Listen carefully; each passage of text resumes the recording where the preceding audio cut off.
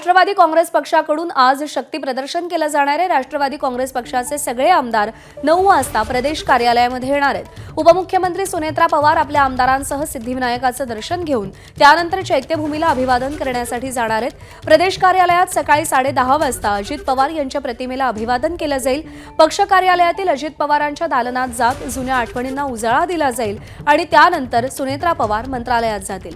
मंत्रालयात 11 पर्यंत सगळ्या खात्यांचा पदभार घेतील आणि त्यानंतर कॅबिनेट बैठकीला उपस्थित राहतील आणि रात्री 7 वाजता त्या दिल्लीला रवाना होणार आहेत।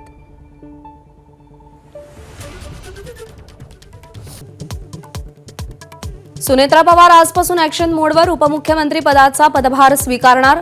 रात्री दिल्ली दौऱ्यावर पंतप्रधानांची भेट घेणार।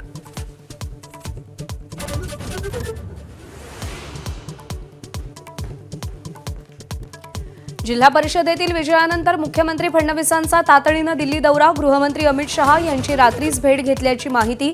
राष्ट्रवादी विलिनीकरणावरती दिल्लीत खलबतं झाल्याचीही माहिती।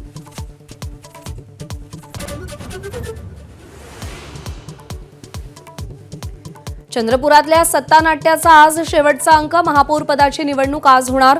काँग्रेस, भाजपा आणि ठाकरे गटापैकी कुणाची समीकरणं जुळणार याची उत्कंठा शिगेला।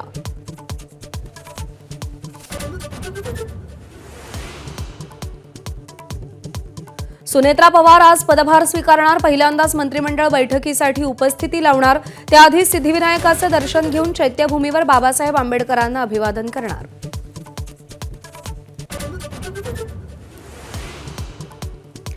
जिल्हा परिषद निवडणुकांमध्येही भाजपचाच डंका। नगरपालिका आणि महानगरपालिकेची घोडदौड कायम।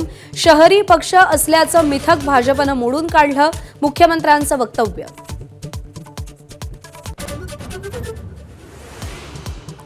सातारा जिल्हा परिषदेत त्रिशंकू कौल। भाजपला दूर ठेवण्यासाठी शिवसेना आणि राष्ट्रवादी एकत्र येण्याची शक्यता। मंत्री शंभूराजेंच्या घरी अनौपचारिक बैठक झाल्याची माहिती।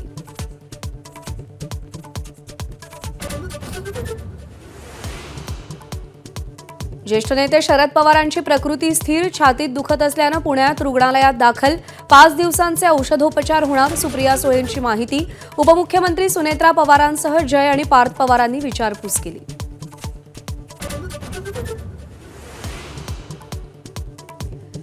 राज्य शिक्षण मंडळाची 12वीची परीक्षा आजपासून 9 शिक्षण मंडळांमध्ये 15,32,000 विद्यार्थी परीक्षेला बसतायत। कॉपी रोखण्यासाठी ड्रोन, सीसीटीव्हीचा वापर। केंद्राच्या परिसरातले झेरॉक्स सेंटर बंद ठेवणार।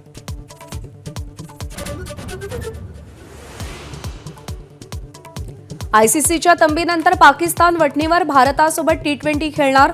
रविवारी कोलंबोत सामना रंगणार। एबीपी माझा, उघडा डोळे बघा नीट।